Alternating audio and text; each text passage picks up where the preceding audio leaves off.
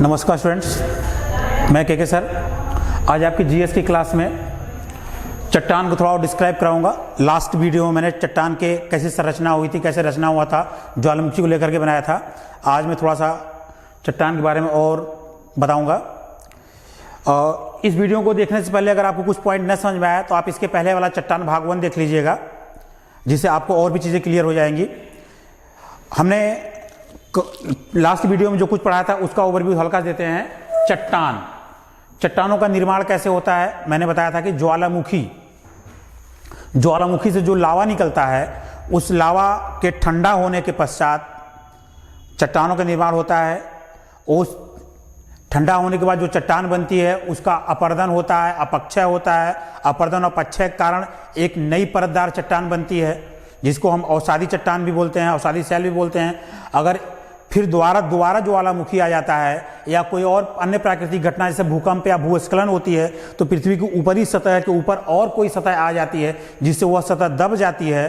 तो अत्यधिक ताप और दाब के कारण जो हमारी प्राथमिक चट्टानें और अवसादी चट्टानें थी, इनके रूप में परिवर्तन हो जाता है, इनके काया में परिवर्तन हो जाता है। तो उससे एक नई चट्टान, रूपांतरित चट्टान का जन्म होता है। तो हम इन चट्टानों के बारे में पढ़ेंगे। तो चट्टान के निर्माण की बात करेंगे हम।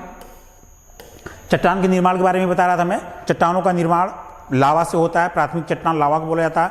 लावा मैग्मा जो ज्वालामुखी से निकलता है, ज्वालामुखी की पृथ्वी के आंतरिक भाग से जो निकलता है लावा, और जब धरातल पर फैल जाता है, धरातल पर पूरी तरह से जब फैलता है,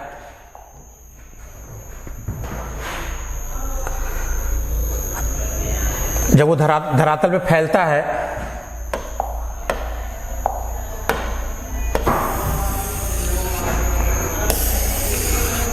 तो इससे पृथ्वी की सतह का निर्माण होता है। और फिर इसके अपर्दन से, अपक्षय से जो दूसरी चट्टान बनती है उसको अपर्दित परतदार या अवसादी शैल कहते हैं, अवसादी चट्टान कहता है।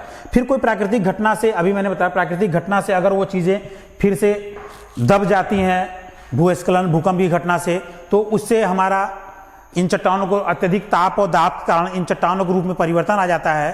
तो यह चट्टानें कायांतरित चट्टानें या रूपांतरित चट्टानें कह देती हैं। और मैं यहाँ पे एक बात बताना चाहूँगा कि प्रतियोगिता की दृष्टि से यह बहुत ही इंपॉर्टेंट चैप्टर है, क्योंकि आने वाले सभी एग्जामों में इससे एक प्रश्न जरूर पूछा जाता है। और जो स्टूडेंट ये सोच रहे होंगे कि बोरिंग है, तो बोरिंग वाली बात मैं कहूँगा कि चाहे बोरिंग हो चाहे इंटरेस्टेड हो, पढ़ना तो आपको पड़ेगा ही। इस बोरिंग टॉपिक को मैं इंटरेस्टेड बनाने की कोशिश करूँगा, जिससे आपको इंटरेस्ट आए और आप पढ़ेंगे तभी समझ में आएगा।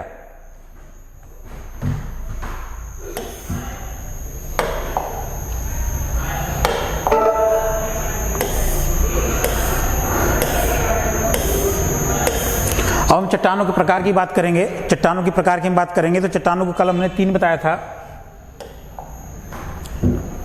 कि जो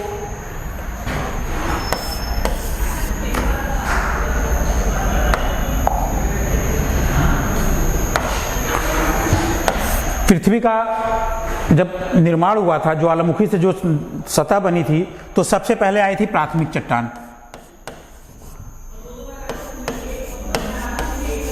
प्राथमिक चट्टान आई थी, और फिर इस प्राथमिक चट्टान से जिसका निर्माण हुआ था उसको द्वितीयक चट्टान या अवसादी चट्टान बोला जाता है, अवसादी शैल कहा जाता है।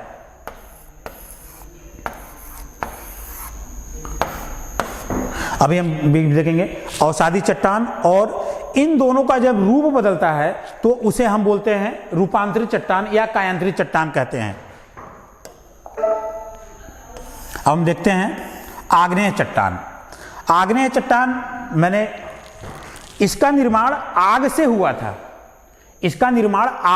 था। क्योंकि ज्वालामुखी की लावा से इसका निर्माण हुआ था। ज्वालामुखी के लावा से इसका निर्माण हुआ था, आग से। लावा क्या होता है?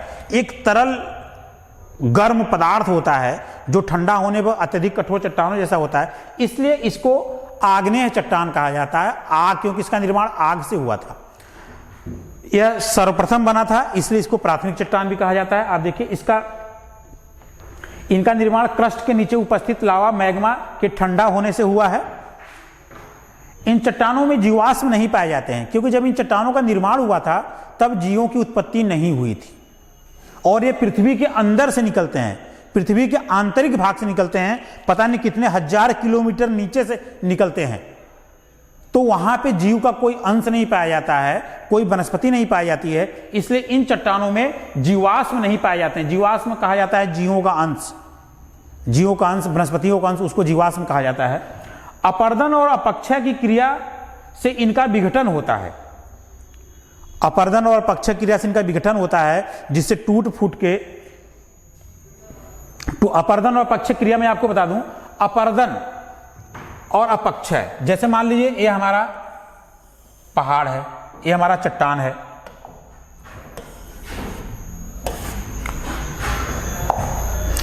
ये हमारा चट्टान है।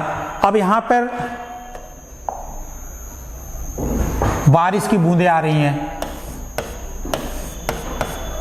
बारिश की बूंदें आ रही हैं, तो इस पे लग रहा है, तो ये अपर्दित हो रहा है, यहां से बूंदें अपर्दित हो रहा है। चट्टान की हाइट क्या हो रही है? कम हो रही है। चट्टान की हाइट धीरे धीरे क्या हो रही है? कम हो रही है। पहले इतना था, अब ऐसे हो गया, ऐसे हो गया। कभी भूकंप आ गया तो इस चट्टान में दरार पड़ गई, तो ये जो धीरे धीरे अपर्दित होता है, इसको बोलते हैं अपर्दन। अपर्दन, अपर्दन मतलब बारीक कणों में, जब कोई किसी भी चट्टान का विघटन एक बारीक कणों में होता है, बारीक कणों में होता है, तो उसको अपर्दन कहते हैं। डस्ट के रूप में होता है, धूल के रूप में होता है, तो उसके अपर्दन कहते हैं। लेकिन अपक्षय इससे थोड़ी सी बड़ी घटना है। जैसे मान लीजिए भूकंप आ गया, या चट्टानों से चट्टान टकराने से इस चट्टान में दरार पड़ गई, इस चट्टान में मान लीजिए दरार पड़ गई। जब दरार पड़ गई तो यहां पे जो पानी की बूंदें गिर रही हैं, पानी की बूंदें गिर रही हैं, तो इसके अंदर जा रही हैं पानी की बूंदें, और चट्टानें पृथ्वी के नीचे से आ रही हैं, तो इनके अंदर धातुओं के कण है, आयरन के भी कण है, और अन्य धातुओं के भी कण है, अन्य धातुओं की मात्रा है। तो ये पानी से रिएक्शन करके ऑक्साइड बनाती है, उस धातु का ऑक्साइड बनाती हैं, और ये पानी धीरे धीरे इस चट्टान को दरार बनाते बनाते चट्टान को कमजोर कर देता है। चट्टान कमजोर हो जाती है और ये टूट जाती है, और फिर अचानक कोई झटका लगता है तो ये चट्टान अपने बड़े टुकड़ों में गिर जाती है। बड़े बड़े टुकड़ों में, जो हम बोलते हैं ना कि चट्टान, पर्वत टूट गया, पहाड़ टूट गया, ये अक्सर उत्तराखंड में घटनाएं होती हैं। तो उसके पीछे ये रीजन होता है कि इन चट्टानों में दरारें पड़ जाती हैं, इन चट्टानों में दरारें पड़ जाती हैं, वो दरारें किसी प्राकृतिक घटना के कारण पड़ जाती है, और जब उन दरारों में पानी जाने लगता है, पानी अंदर रिस रिस के जाने लगता है, तो वह धातु के ऑक्साइड बनाता है और चट्टान को अंदर से कमजोर कर देता है। और फिर कोई झटका लगने पर, कोई भी हल्का सा भूकंप का वो लगने पे, वो चट्टान का पूरा लोड उस पे आता है और चट्टान टूट करके नीचे आ जाती है। तो इस घटना को अपक्षय बोलते हैं। पहाड़ी क्षेत्रों में अपक्षय की घटनाएं बहुत ज्यादा होती है, और अपर्दन की घटनाएं मैदानी क्षेत्रों में भी होती है और पहाड़ी क्षेत्रों में भी होती हैं। तो ये है अपर्दन और अपक्षय, जिसके इन्हीं अपर्दन और अपक्षय के कारण जो हमारे ये जो आग्नेय चट्टान है, इसका विघटन होता है और अगली परत अवसादी चट्टान बनाती है। जैसे मान लीजिए अपर्दन करके, ये अपर्दन करके यहाँ पे एक लेयर आई, अगली बारिश में एक और लेयर आ गई, अगली बारिश में एक और लेयर आ गई, फिर अगली बारिश में अगले मौसम में एक और, ऐसे लेयर करते करते करते करते एक परतदार चट्टान बनती जाती है। एक परतदार चट्टान बनती है, जिसको हम बोलते हैं परतदार चट्टान, और यह अवसादों से निर्मित है। जो इसके द्वारा वेस्टेज निकलते हैं अवसादों से निर्मित है। और पिछले वीडियो मैंने बताया था कि इस पे जीव जंतु अपना निवास स्थान बना देते हैं, वनस्पतियां इस पे आ जाती हैं, तो उस वनस्पतियों को भी अंश इसमें रहते हैं जो इसके अंदर दब जाते हैं, इसलिए इसको परतदार चट्टान या अवसादों से निर्मित होने के कारण अवसादी चट्टान भी कहा जाता है। अब हम बात करते हैं स्थिति और संरचना के आधार पर आग्नेय चट्टान दो प्रकार की होती है। आग्नेय चट्टान दो प्रकार की होती है कि आग्नेय चट्टान देखिए पृथ्वी के नीचे से आती है, तो वह कहां पे स्थित है और उसकी संरचना क्या है, इस आधार पर आग्नेय चट्टान मुख्यतः दो प्रकार की होती है। हम यहां पर बता दें आपको कि पृथ्वी की पता नहीं कितने अंदर से आ रही है लावा, पृथ्वी के कितने अंदर से आ रहा है। पृथ्वी के अंदर भी कहीं खोखली होती है, या यहाँ पे ज्वालामुखी का जब धीमा पड़ जाता है तो ये अंदर ही जम जाती है। जो ज्वालामुखी का लावा मैग्मा होता है वो अंदर ही जम जाता है, ये अंदर ही जम जाता है।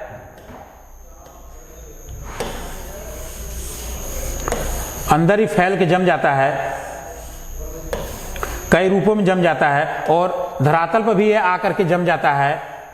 तो जो धरातल पे चट्टान आती है, जो धरातल पे चट्टान आती है, इसको कुछ और बोलते हैं क्योंकि इसकी संरचना कुछ और होती है और जो अंदर रहती है उसको कुछ और बोला जाता है। देखिए, अंतरजातीय आग्नेय चट्टान, इसको अंतरजातीय आग्नेय चट्टान और दूसरा पातालीय या मध्य होता है, पाताली चट्टान होता है। इसका नामकरण प्लूटो यूनान के पाताली देवता हैं उनके नाम पर किया गया है। प्लूटो यूनान के पाताली देवता उनके नाम पर कहा गया है। अंतरजातीय पाताली में ग्रेनाइट है, मैंने बताया, अभी मैंने आपको बताया।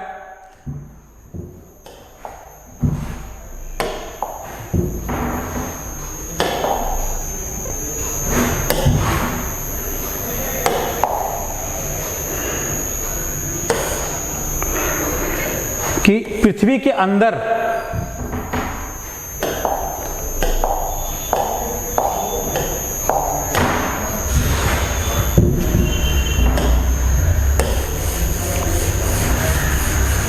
इसको पातालीय आग्नेय चट्टान बोलते हैं और जो धरातल पर फैल जाती है इसको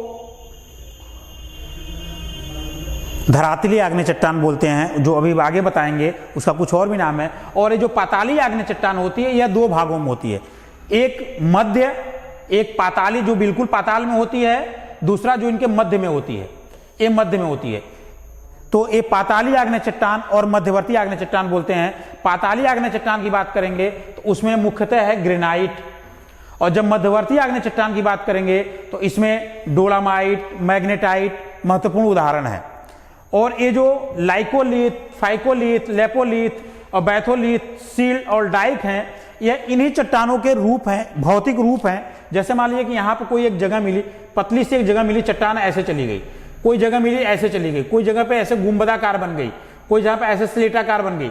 तो इनको इनकी जो आकृति होती है इन्हीं के आधार पर इनको लेकोलिथ, फैकोलिथ ऐसे बोला जाता है। पीसीएस के एग्जाम के लिए बहुत ही महत्वपूर्ण है, ऐसे कभी कभी पूछ लेता है।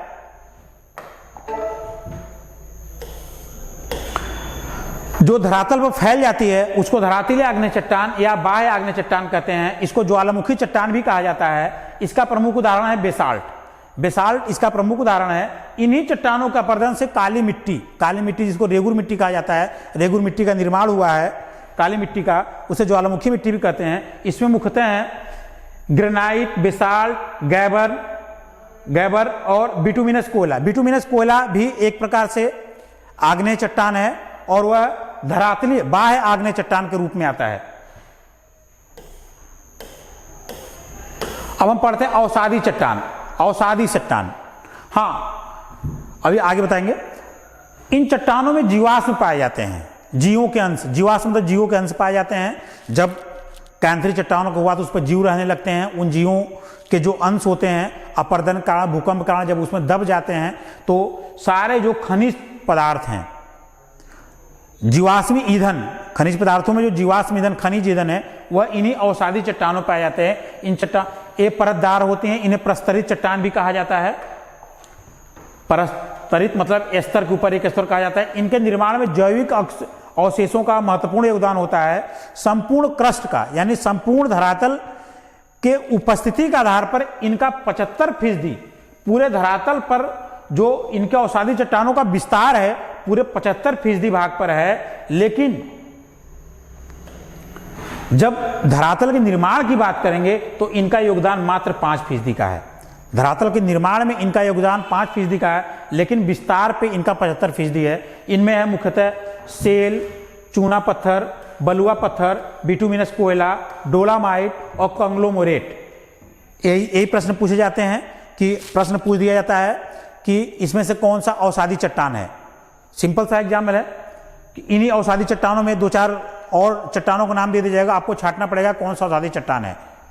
हम आसान समझकर इसको पढ़ते नहीं हैं और यही प्रश्न हम गलत कर जाते हैं।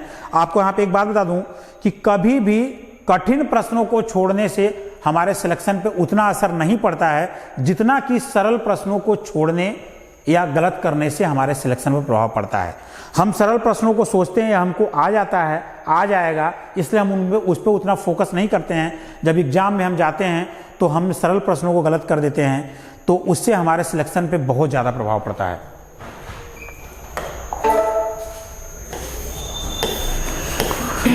हम बात करेंगे रूपांतरित चट्टान के। रूपांतरित चट्टान की मैं बात कही, अत्यधिक ताप और दाब के कारण जब आग्नेय चट्टान या अवसादी चट्टान के रूप में परिवर्तन होता है या स्वयं रूपांतरित चट्टान के रूप में परिवर्तन होता है तो उसको हम रूपांतरित चट्टान कहते हैं।